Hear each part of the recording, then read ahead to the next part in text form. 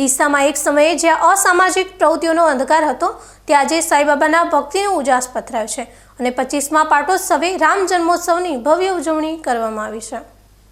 ડીસાના હૃદય સમાન આ સ્થળની ગાથા કોઈ ચમત્કારથી ઓછી નથી। એક સમય એવો હતો જ્યારે આ સ્થળ માત્ર અસામાજિક તત્વોનું ગઢ ગણાતું હતું। દિવસના ઉજાસમાં પણ અહીં દારૂ, જુગાર અને અનૈતિક પ્રવૃત્તિઓ ખુલ્લેઆમ ચાલતી હતી, જેના કારણે સ્થાનિકો અહીંથી પસાર થતા પણ ડરતા હતા। પરંતુ વર્ષ 2002માં ડીસા નગરપાલિકાના તત્કાલીન પ્રમુખ પ્રકાશચંદ્ર ભરતિયાએ આ કલંકને ભૂંસવા માટે દ્રઢ ઈચ્છાશક્તિ બતાવી। તેમણે આ અસામાજિક અડ્ડા પર ભવ્ય સાઈબાબા મંદિર બનાવવા માટે મંજૂરી આપી અને આ એક નિર્ણયે આખા વિસ્તારની કાયાપલટ કરી નાખી। 21 એપ્રિલ 2002ના રોજ અહીં સાઈબાબાની કુટીરની સ્થાપના કરવામાં આવી અને ત્યારથી આ સ્થળ પવિત્રતાનું પર્યાય બની ગયું છે।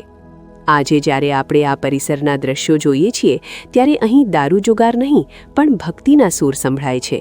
વહેલી સવારે અહીં યોગાસનના વર્ગો ચાલે છે, જેમાં લોકો પોતાના સ્વાસ્થ્યને સુધારે છે।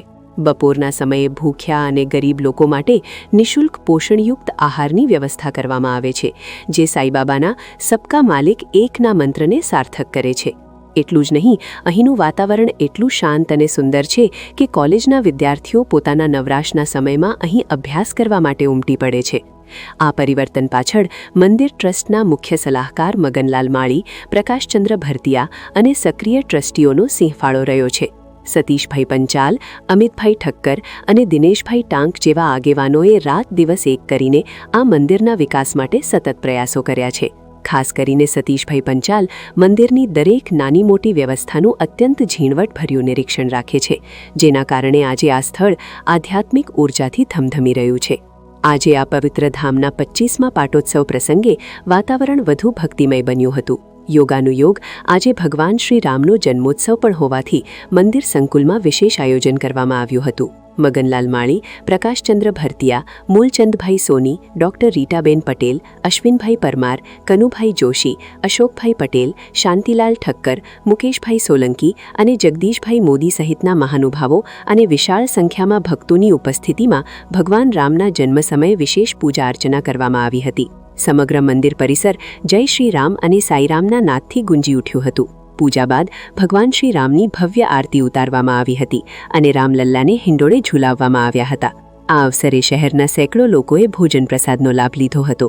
જ્યાં ક્યારેક અશાંતિ હતી, ત્યાં આજે બાળકો ક્રીડાંગણમાં રમી રહ્યા છે અને લોકો શ્રદ્ધા સાથે શીશ નમાવી રહ્યા છે। જય શ્રી રામ, જય શ્રી રામ। જ્યારથી ડીસામાં 21/4/2002ના દિવસે રામનવમીના પવિત્ર દિવસે ડીસા નગરપાલિકા દ્વારા આ જગ્યા અમને સાઈબાબા મંદિરને ફાળવવામાં આવી, ત્યારે અમે એ સાઈબાબા મંદિરની પ્રતિષ્ઠા કરવામાં આવી હતી। એને આજે 25 વર્ષ ઉપર થઈ ગયા છે અને જ્યારે પણ અમારે કોઈ પણ તકલીફ પડે છે, કોઈ પણ લેવલની, ત્યારે અમને પ્રકાશભાઈ, શશિકાંતભાઈ અને ખાસ મગનભાઈ ખરા પડે હાજર રહે છે અને 25 વર્ષથી આજે આ બંને અહીં સતત રામનવમીના દિવસે હાજર રહી અને એક રેકોર્ડ કર્યો છે અને તેઓ ભગવાન શ્રી રામ ભગવાન ડીસાના નગર પર કૃપા વરસાવતા રહે તે અમે ખૂબ બધા પ્રાર્થના કરીએ છીએ। જય શ્રી રામ, જય શ્રી રામ। ડીસાનું આ સાઈબાબા મંદિર એ વાતનું જીવંત ઉદાહરણ છે કે જો પ્રશાસનિક ઈચ્છાશક્તિ અને સામાજિક સહયોગ મળે તો દૂષણોના અડ્ડાને પણ દેવસ્થાનમાં ફેરવી શકાય છે।